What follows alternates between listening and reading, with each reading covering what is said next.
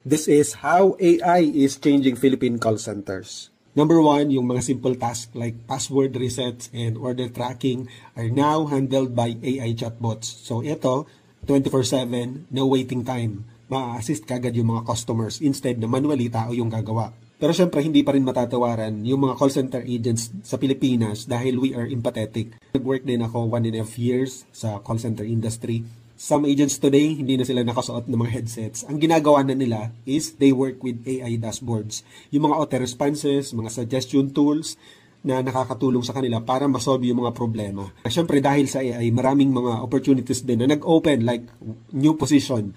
Number one dyan, yung chatbot trainer. And pangalawa, merong mga system tester, digital support coach, at marami pang makikreate yung AI na work. Magandang tanong, paano kung ikaw ay isang call center agent na ang ginagawa mo ay repetitive at kayang gawin na yan ng AI. So maybe it's time to upgrade our skills, di ba? Para mag-adapt tayo sa AI. More contents about AI, you can like this video and share.